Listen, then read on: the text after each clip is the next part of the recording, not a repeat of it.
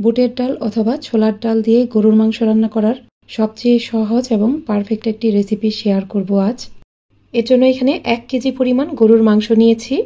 এখানে চর্বি ও হাড় সহ মাংস নিতে হবে। আপনারা চাইলে এই রান্নাটা খাসির মাংস দিয়েও করতে পারবেন। এরপর এখানে 1 কেজি গরুর মাংসের জন্য 300 গ্রাম পরিমাণ ছোলার ডাল নিয়েছি। ডালটাকে 4 ঘন্টার মতো নর্মাল ঠান্ডা পানিতে ভিজিয়ে রেখেছিলাম। 4 ঘন্টা ভিজিয়ে রাখার ফলে ডালগুলো ফুলে একদম ডাবল হয়ে গেছে। আর বেশি সময় ধরে এই ডালগুলো পানিতে ভিজিয়ে রাখার ফলে এগুলো খুব সহজে সেদ্ধ হয়ে যাবে। আপনারা চাইলে এখানে ডালের পরিমাণটা আরেকটু বাড়িয়ে 350 গ্রাম পর্যন্ত করে নিতে পারেন। মাংসটাকে ম্যারিনেট করে নিব। এর জন্য এখানে কিছু মশলা দিয়ে দিতে হবে। প্রথমেই দিয়ে দিলাম উঁচু করে 1 টেবিল চামচ পরিমাণ রসুন বাটা, দিয়ে দিলাম উঁচু করে 1 টেবিল চামচ পরিমাণ আদা বাটা, 1 টেবিল চামচ পরিমাণ হলুদের গুঁড়া দিয়ে দিলাম, মরিচের গুঁড়া দিয়ে দিলাম উঁচু করে 2 টেবিল চামচ পরিমাণ। এখানে ঝালের পরিমাণটা নিজেদের টেস্ট অনুযায়ী দিতে পারেন, তবে আমি যেহেতু এই মাংসটা ডাল দিয়ে রান্না করব তাই ঝালের পরিমাণটা একটু বেশিই দিলাম। 1/2 টেবিল চামচ পরিমাণ ধনিয়ার গুঁড়া দিয়ে দিলাম, জিরার গুঁড়া দিয়ে দিলাম 1/2 টেবিল চামচ পরিমাণ, দিয়ে দিলাম 1/2 চা চামচ পরিমাণ গরম মশলার গুঁড়া। এখানে প্রায় 1.5 চা চামচের মতো লবণ দিয়ে দিলাম। প্রথমে লবণের পরিমাণটা একটু কম দিলাম, পরবর্তীতে টেস্ট করে লবণ অ্যাড করা যাবে। এবার এই সব কিছুই হাত দিয়ে মেখে নিব। অবশ্যই হাত দিয়ে মেখে নেবেন। হাত দিয়ে মেখে নেওয়ার ফলে মাংসের ভিতরে মশলাটা খুব ভালোভাবে ঢুকে যাবে। ভালোভাবে মেখে নেওয়ার পর এই মাংসটাকে রেস্টে রাখবো আধা ঘন্টার মতো। আধা ঘন্টা পর মাংসটা রান্না করতে চলে যাব। এর জন্য প্যানে দিয়ে দিলাম 1/2 কাপ পরিমাণ রান্নার রেগুলার তেল। এরপর আমি এখানে কিছু গরম মশলা দিয়ে দিলাম। আমি এখানে কয়েক টুকরা দারচিনি, কয়েকটি সবুজ এলাচ, 2টা লবঙ্গ, 1টা বড় কালো এলাচ ও 2টা তেজপাতা নিয়েছি। গরম মশলাগুলো কিছুটা ভেজে নেওয়ার পর এখানে 1.5 কাপ পরিমাণ পেঁয়াজ কুচি দিয়ে দিব। এই পেঁয়াজ কুচিগুলোকে কিছুটা ব্রাউন কালার করে ভেজে নিতে হবে। পেঁয়াজ কুচিগুলো এরকম একটু ব্রাউন কালার হয়ে গেলে এখানে ম্যারিনেট করা মাংসটা দিয়ে দিব। পেঁয়াজ কুচির সাথে মাংসটাকে কিছুক্ষণ একটু ভেজে নিব। চুলার একটু বেশি আছে, পেঁয়াজ কুচির সাথে মাংসটাকে প্রায় 3 মিনিটের মতো ভেজে নিয়েছি। এবার প্যানটা ঢেকে দিব এবং চুলার মিডিয়ামের থেকেও সামান্য কম আছে আমি এটা রান্না করব 10 মিনিটের মতো। অবশ্যই চুলার আঁচ মিডিয়ামের থেকেও কম রাখতে হবে। ফিরে আসছি 10 মিনিট পর। 10 মিনিট পর ঢাকনাটা খুলে নিলাম। এই মাংস থেকে কিন্তু অনেকটা পানি বের হয়েছে। মাংস থেকে উঠে আসা এই পানি দিয়ে আমি মাংসটাকে খুব ভালোভাবে কষিয়ে নিব। কষিয়ে নেওয়ার সময় আমি এখানে বাড়তি কোনো পানি অ্যাড করব না।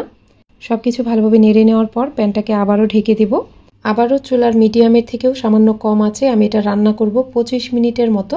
এর মাঝে অবশ্যই ঢাকনা খুলে এটা 2-1 বার নেড়ে দিতে হবে, নাহলে নিচে লেগে যেতে পারে। তো ফিরে আসছি 25 মিনিট পর। 25 মিনিট পর ঢাকনাটা খুলে নিলাম। এ পর্যায়ে দেখুন মাংসটা কিন্তু হাফ সেদ্ধ হয়ে গেছে। মাংসটা এরকম আধা সেদ্ধ হয়ে যাওয়ার পরে আমি এখানে ছোলার ডালটা অ্যাড করব। এই মাংস ও ডালটাকে ভালোভাবে নেড়ে নেওয়ার পর এটা ঢেকে রাখবো প্রায় 10 মিনিটের মতো। অবশ্যই চুলার আঁচ মিডিয়ামের থেকেও কম রাখবেন। চুলার কম আঁচেই কিন্তু এটা রান্না করতে হবে, নাহলে নিচে লেগে যেতে পারে। আবারও 10 মিনিট পর ঢাকনাটা খুলে নিলাম। এই ডাল ও মাংসটাকে খুব ভালোভাবে কষিয়ে নিয়েছি, আর মাংসের গায়ের পানিটাও কিন্তু শুকিয়ে গেছে। এই মাংস ও ডালটা কিন্তু অনেকটা সেদ্ধ হয়ে গেছে। এখন এখানে ঝোল দিয়ে দিতে হবে। আমি এখানে 2 কাপ ও আধা কাপ পরিমাণ পানি দিয়ে দিব। প্রথমে এখানে 2 কাপ পরিমাণ গরম পানি অ্যাড করলাম, পরবর্তীতে এখানে আরও 1/2 কাপ পরিমাণ গরম পানি দিয়ে দিব। অবশ্যই এখানে গরম পানিটাই দিবেন, ঠান্ডা পানি কিন্তু এখানে ব্যবহার করা যাবে না। সবকিছু নেড়ে মিশিয়ে নেওয়ার পর প্যানটাকে ঢেকে দিতে হবে।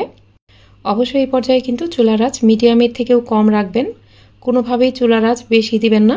চুলার আঁচ কম দিলে সবকিছু আস্তে আস্তে জাল হবে, তাতে মাংসটা পারফেক্টভাবে সেদ্ধ হয়ে যাবে এবং ডালটাও সেদ্ধ হবে। এ পর্যায়ে আমি আবারও 30 মিনিট পর ফিরে আসছি। 30 মিনিট পর ঢাকনাটা খুলে নিলাম। সবকিছুই ভালোভাবে নেড়ে দিব। এ পর্যায়ে দেখুন এখানে মাংসটাও ভালোভাবে সেদ্ধ হয়ে গেছে, আর ডালটাও কিন্তু পারফেক্টভাবে সেদ্ধ হয়েছে। এই রান্নাতে ডালটা সেদ্ধ করে একদম গলিয়ে ফেলা যাবে না, ডালটা একটু আস্ত আস্ত থাকবে। অবশ্যই খেয়াল রাখবেন ডালটা যেন খুব বেশি সেদ্ধ হয়ে গলে না যায়। আমি লবণটা চেক করে নিব, এখানে কিছুটা লবণ লাগবে। আমি এখানে স্বাদ অনুযায়ী লবণ দিয়ে দিলাম কয়েকটি আস্ত কাঁচামরিচ। সব শেষে দিয়ে দিলাম 1/2 চা চামচ পরিমাণ গরম মশলার গুঁড়া। এই পর্যায়ে চুলার একদম কম আছে প্যানটাকে ঢেকে রাখবো প্রায় 5 মিনিটের মতো। অবশ্যই চুলার আঁচ একদমই কমিয়ে দিবেন। 5 মিনিট পর ঢাকনাটা খুলে নিলাম। আমার এই রান্নাটা কিন্তু পারফেক্টভাবে হয়ে গেছে। দেখুন এই ঝোলের ঘনত্বটা এরকমই হবে। কারণ আমরা বুটের ডাল দিয়ে মাংস রান্না করেছি। আর এই ডালটা কিন্তু কিছুক্ষণ পর আরও অনেকটাই টেনে যাবে, তাই ঝোলের ঘনত্বটা এরকমই রাখবো।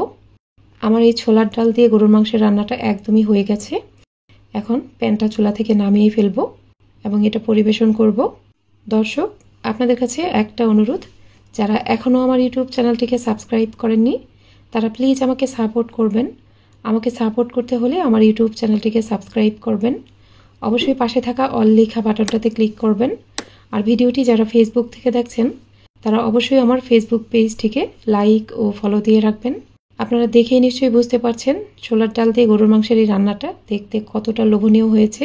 এটা খেতেও কিন্তু অনেক বেশি মজার হয়। গরম ভাত অথবা রুটি পরোটার সাথে আপনারা এটা পরিবেশন করতে পারেন। আজ তাহলে এখানেই বিদায় নিচ্ছি। সবাই অনেক বেশি ভালো থাকবেন। আল্লাহ হাফেজ।